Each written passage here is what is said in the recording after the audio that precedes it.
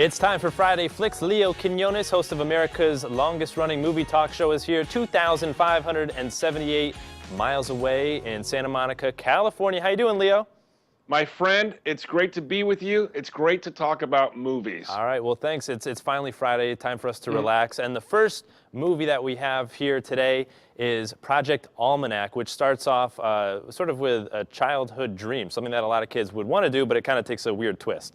Yeah, absolutely. And do remember, with the Super Bowl this weekend, any football fan who likes movies will not be going to the movies. So it's pretty devastating for the Sunday box office receipts. With that in mind, let's talk about Project Almanac. I like time travel flicks. I've always liked them, going back to the Future. In this one, you've got teenagers who really don't know what to do with the time machine. So what do? They get back at a bully, or they increase some puppy love. But what happens, Ryan, and what's interesting is over time, it escalates and it has a ripple effect. So you see all these amazing things like plane crashes and tragedies happen. And it really is critically acclaimed.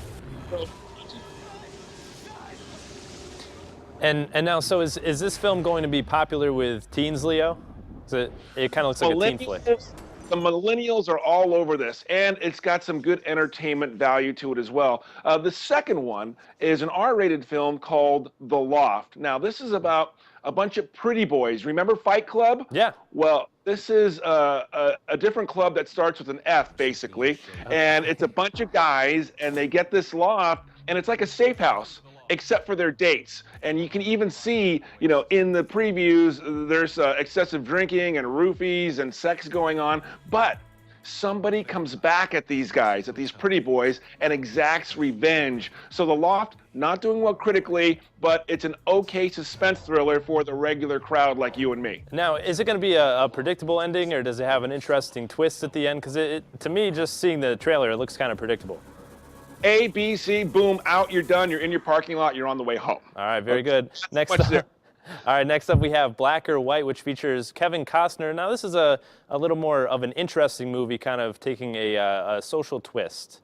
Yeah, Mike Binder is a really talented guy, and he's put this film together with Kevin Costner. Kevin Costner just plays a guy, a lawyer, and he's basically a drunk, and he's in the legal fight of his life because his daughter's daughter, her name is Eloise, and played by Jillian Estelle, a sweet little girl. There's a custody battle, and it goes into biracial tensions. Octavia Spencer is amazing in this film, and it really does ask questions. Who's better to raise it? Is it about finance? Is it about culture? And again, it's out there, and Kevin Costner, really honest, vulnerable performance, and good for him. All right, very good, Leo. I saw on social media their hashtag for the movie is "Love Has No Color," so it's a very nice message to take home. And remember back in '91, Kevin Costner stuck his neck out on the line with the studios to cast Whitney Houston in The Bodyguard. So it's always great to see Kevin Costner breaking down this stupid color wall, and I respect the guy for it. All right, and then lastly, we have the songwriters from Frozen. They're writing an original number for Neil Patrick Harris over at the Oscars. Can you give us a little insight into that? Well, let's talk about the Oscars. What is it? It's grand Hollywood, the golden era, one night a year. Ellen DeGeneres, fantastic host, very funny. But Neil Patrick Harris, Ryan, this guy's a throwback. He's a throwback to old Hollywood. He's a triple threat guy. He's an actor. He's a singer. He's a dancer. Who else does that at the Oscars? Great performances by Steve Martin, Billy Crystal, Bob Hope. These triple threat guys are what Hollywood needs more of. Neil Patrick Harris has a biting wit. He's a great ad-libber, and you know from How I Met Your Mother how good he is at scripted comedy.